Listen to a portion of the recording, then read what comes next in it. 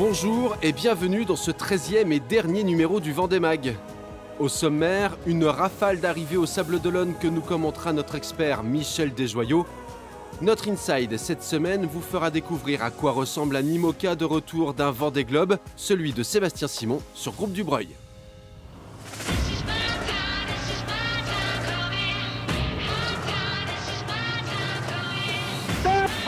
Bravo Jérémy. Ok, merci beaucoup. 5 participations et une 4e place pour Jérémy Bayou sur Charal. Le marin finistérien signe là sa meilleure performance sur un tour du monde après une 3e place en 2016 et 2 abandons en 2008 puis 2012. Si la résilience est l'apanage des grands marins, à coup sûr, Jérémy en est un.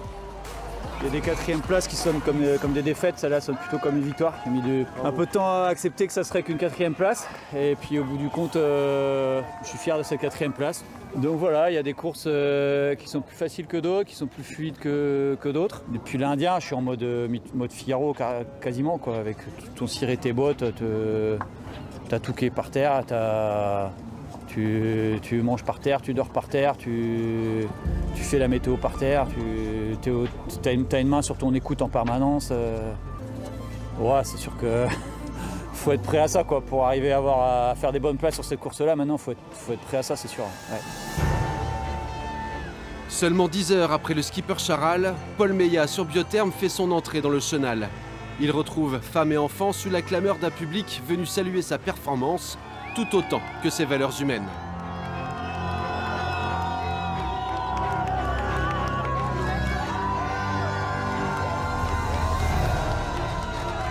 Ah bah, il y aurait le bonheur, la joie, que des émotions de retrouver les gens, et ça fait tellement plaisir de voir des sourires. Ah, ça fait quand même 2 mois et demi que, 2 mois et demi que j'avais pas vu un visage, quoi.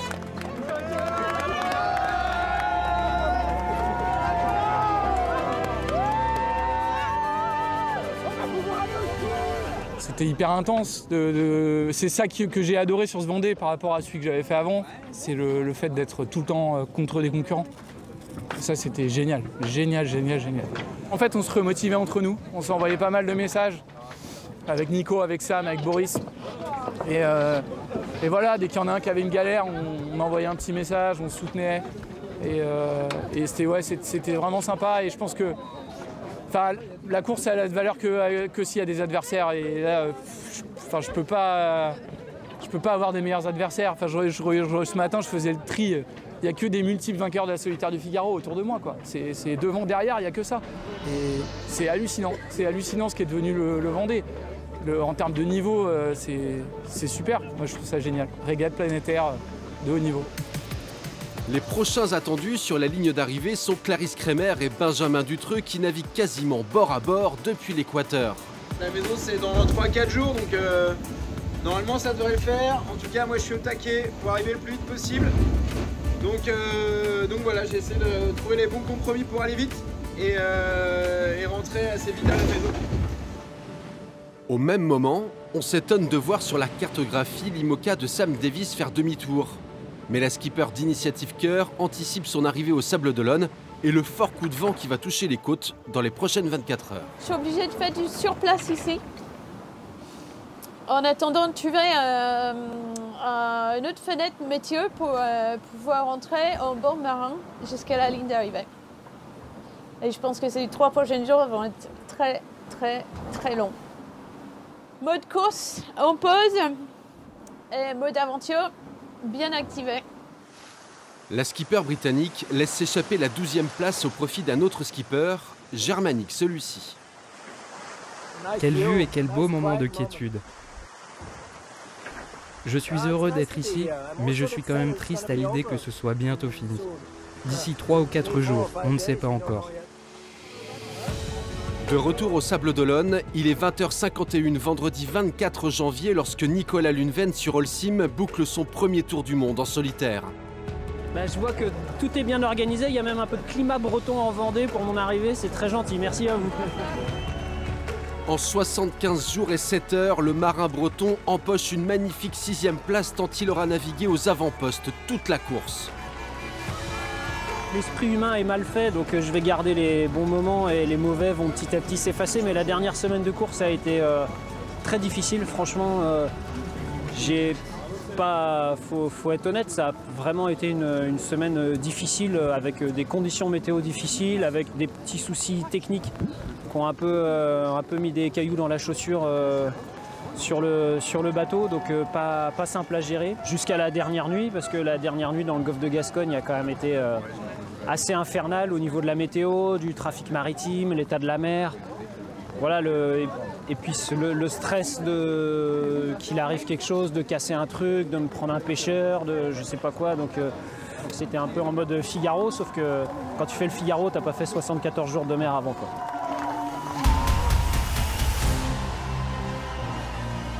Neuf heures plus tard, c'est un skipper exténué par un tour du monde sans pitié, mais un homme heureux qui pointe le bout de l'étrave de son IMOCA dans le chenal. Thomas Ruyant sur Vulnérable 2 termine son 3e Vendée Globe en 75 jours et 16 heures. C'est sûr que le résultat sportif, il est pas celui qu'on espérait en partant. Et je pense qu'on m'aurait donné ma place au départ, j'aurais pas signé. Et ça aurait été bien con. Parce qu'au final, voilà, ça a été une belle course et avec de la régate un peu à tous les étages. Même si l'objectif de départ, il était vraiment d'essayer de jouer devant et les premiers rôles, je pense qu'il ne faut rien regretter. Et c'est ce qui fait aussi la force de cette course, c'est qu'on ne peut pas être déçu finalement. Et moi, c'est ce que je vais retenir, c'est que voilà, j'ai pas envie d'avoir d'amertume parce qu'on a mis toute l'énergie du début à la fin, de la construction du bateau jusqu'à l'arrivée de cette course.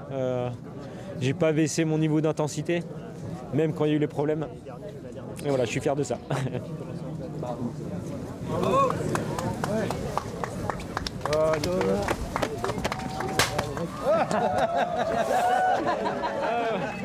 Bravo à toi.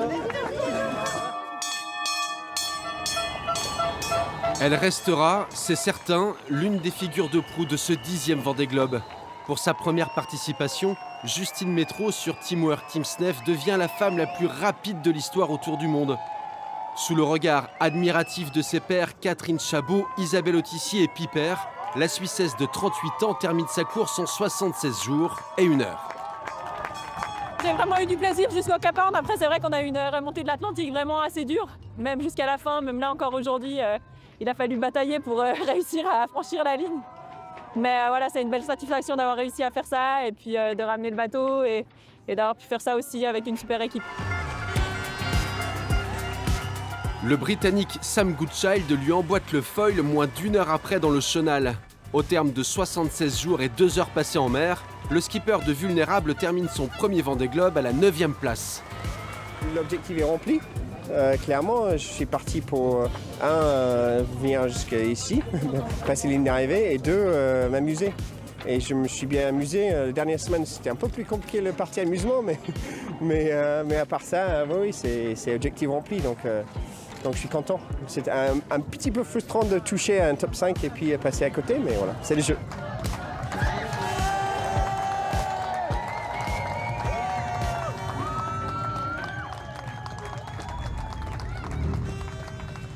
Mer croisée et vent instable. Le 2e groupe d'IMOCA poursuit sa remontée de l'Atlantique Nord sur un bord extrêmement brutal. 2700 milles les séparent encore des Sables d'Olonne. Ça devient très inconfortable. C'est l'enfer. Tout à l'heure, j'avais 14 nœuds de vent. Maintenant, j'en ai 28 et il y a des rafales à 48 nœuds. Donc je ne sais vraiment pas quelle voile mettre dans ces conditions.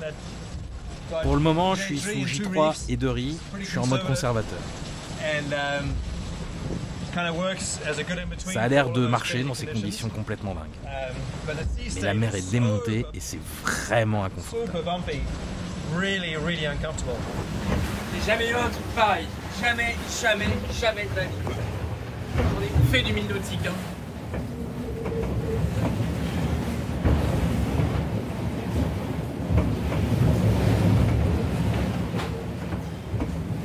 C'est invivable à bord depuis 48 heures, c'est invivable. On dort pas, on mange pas, on peut rien faire. Putain!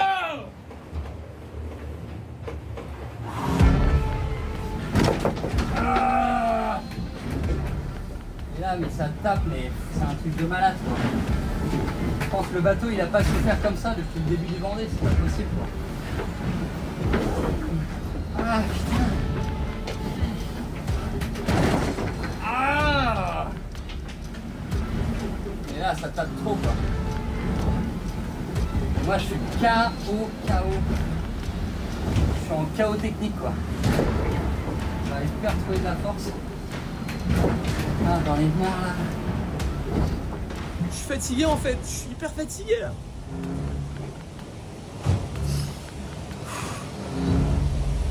Ça va aller.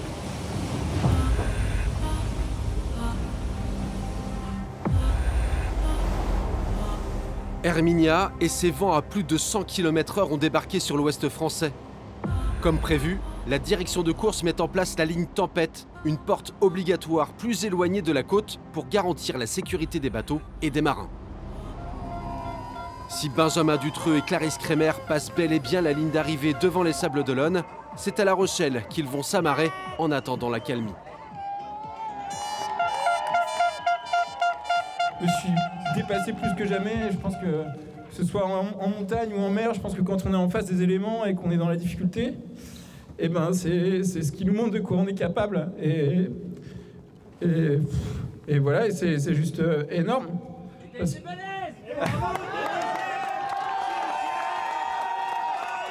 Merci d'être venu jusqu'ici, vous êtes là.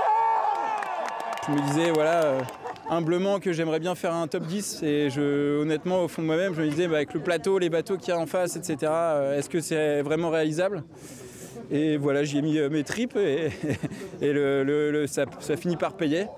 Donc voilà, je suis juste hyper fier, quoi, parce que nous aujourd'hui, on est toujours pas une grosse équipe et on bouge toujours des montagnes. On l'a déjà fait sur le précédent Vendée Globe et on le montre encore aujourd'hui que c'est important de croire en ses rêves, qu'il y a un début à tout et qu'il faut savoir se lancer. Et qui est-ce qui a passé la ligne d'arrivée du Vendée Globe toute seule au milieu de la nuit, avec personne mais avec la même joie?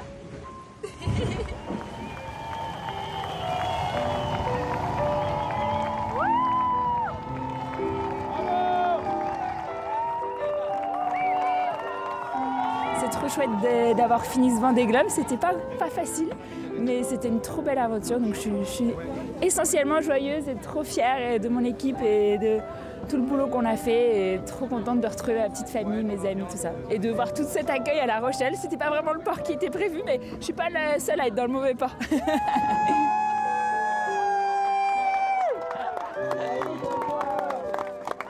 mais tu ressembles à ça. Ouais, c'est ça.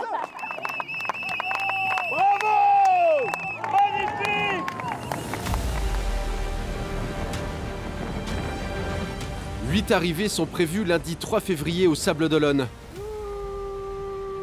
Les IMOCA concernés devraient bénéficier, une fois n'est pas coutume, de conditions météo favorables. L'horizon est quand même particulièrement chouette. Alors voilà, clac, clac, clac. Allez, je vais ramasser le bazar, je vous embrasse, à plus dans le bus. Bon bah les amis, je crois qu'on est en train de vivre le plus beau coucher de soleil du Vendée Globe.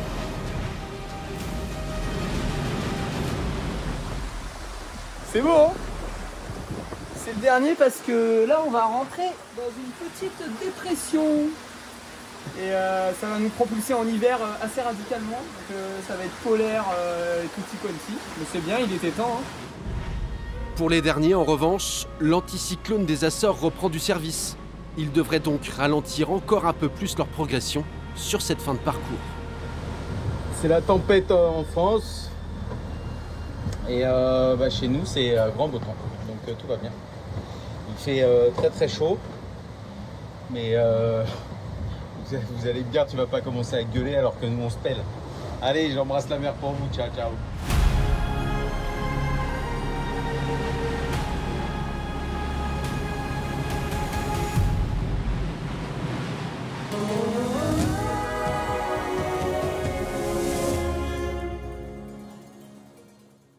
Si je vous dis 2 fois vainqueur du Vendée Globe, 3 fois vainqueur de la Solitaire du Figaro, vous me répondez Michel Desjoyaux, évidemment.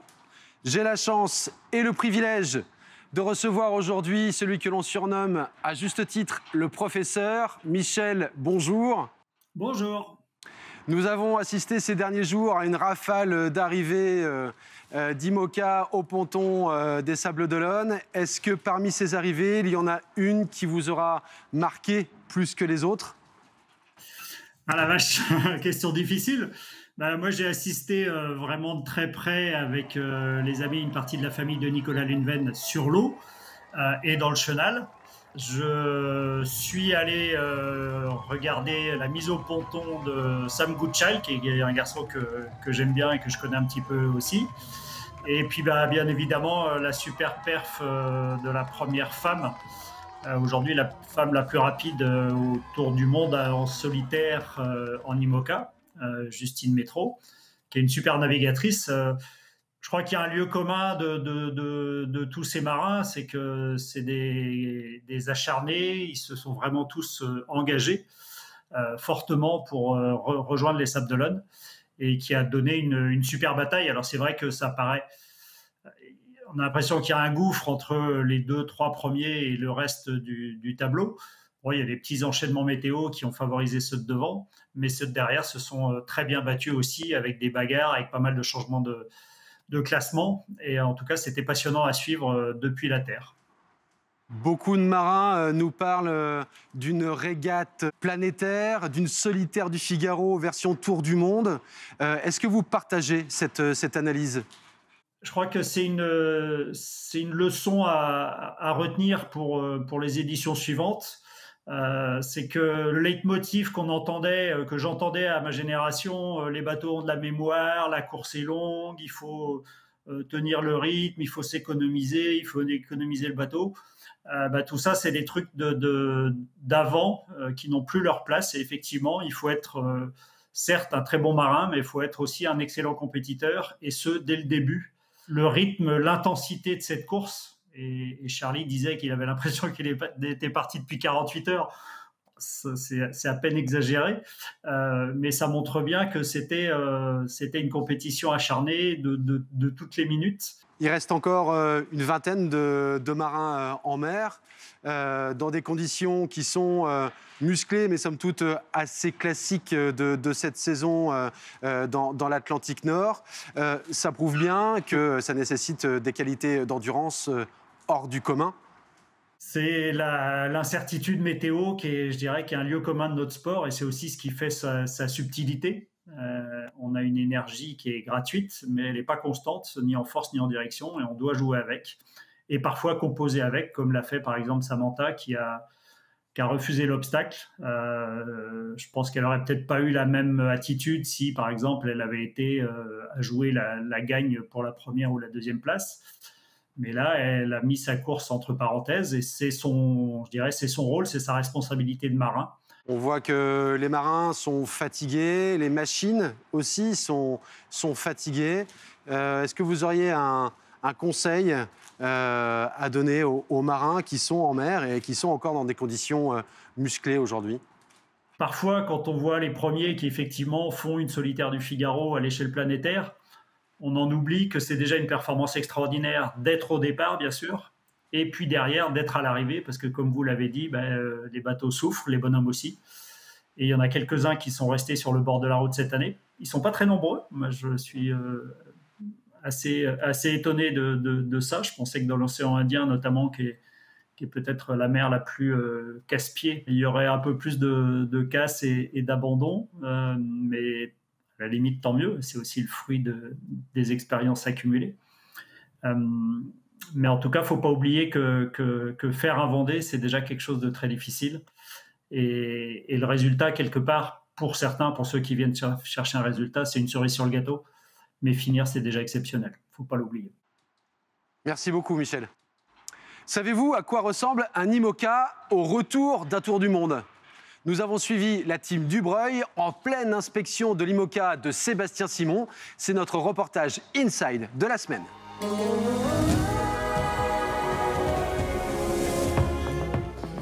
Aujourd'hui, on va commencer par enlever le J2, comme il n'y a pas de vent aujourd'hui et que ça se dégrade après sur la fin de la semaine et la semaine prochaine. Donc on commence à faire ça, si on peut faire ça tous les 4, Toto, Martine, Andreas et moi. C'est bon? Let's go. Là aujourd'hui on est 8 dans l'équipe, 4 personnes pour la partie technique du bateau et 4 personnes pour la partie logistique, communication et administratif. Ouais.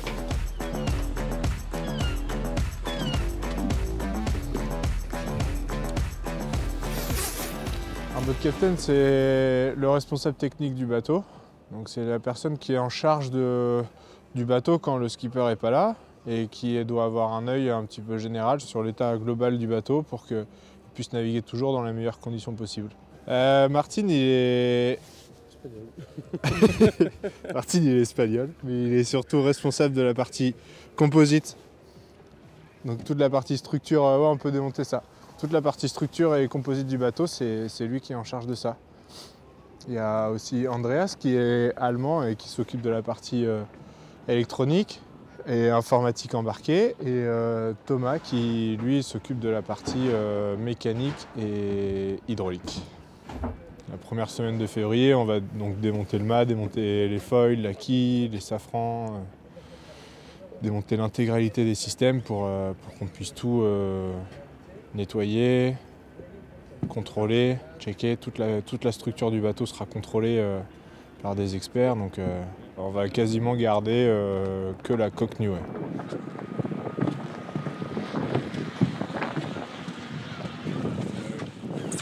Elle est vraiment propre. Ça, c'est la voile qui est tout le temps à poste, ouais. Soit roulée, soit déroulée, mais tout le temps à poste. C'est le câble qui tient le mât, donc ouais, c'est une voile qui a bien vieilli. Cette voile-là, elle va aller à la voilerie et on va faire un gros contrôle pour savoir s'il faut la réparer, la renforcer et combien de milles elle peut encore faire, soit la saison 2025 ou la saison 2026.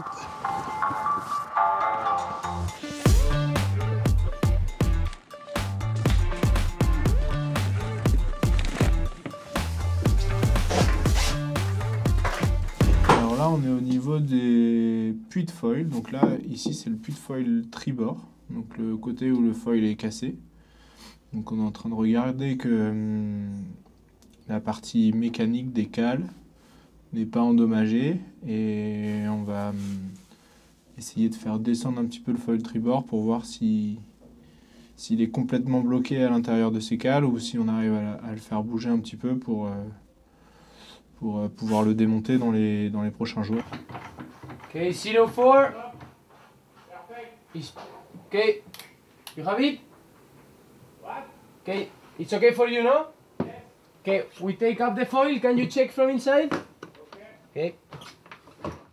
C'est une avarie à laquelle on ne s'attendait pas forcément, donc heureusement que ça n'a pas endommagé le reste du bateau et il a pu continuer le reste de la course, mais c'est le gros problème technique qu'on a eu à bord. Ouais. Ok, foil down.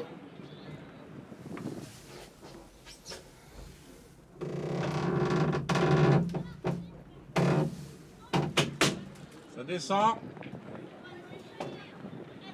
Ok, foil down.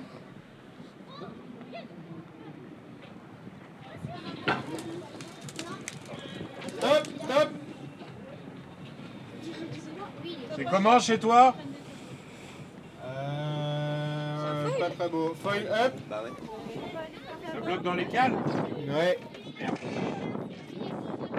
Je pense qu'on va essayer avec des sangles à cliquer de comprimer le foil pour qu'on puisse le descendre parce que là, comme il prend beaucoup plus de place qu'avant, c'est une des raisons pour lesquelles il n'a pas envie de descendre dans ses cales. Donc le comprimer sur lui-même, peut-être que ça va aider. Ouais, parce que quand tu le descends, il s'écarte. Ouais, c'est ça. C'est la même chose dedans. C'est pareil dans le bateau. Et tu peux percer une sangle dans le bateau? Ouais. Donc on faudra une à l'extérieur, une à l'intérieur, ouais. Jusqu'à descendre à ras, puis après enlever la tienne. Ouais, c'est ça. Et remonter une autre en... Ouais. On sait faire ça dans un premier temps. Pour l'instant, pas de surprise sur le bateau. Des petites choses que Seb nous avait pas dit, mais vraiment rien de grave et des choses qui sont plus des bobos courants, qui sont pas forcément dus à un Vendée Globe. Hein. Donc pour l'instant, on est agréablement surpris de l'état du bateau.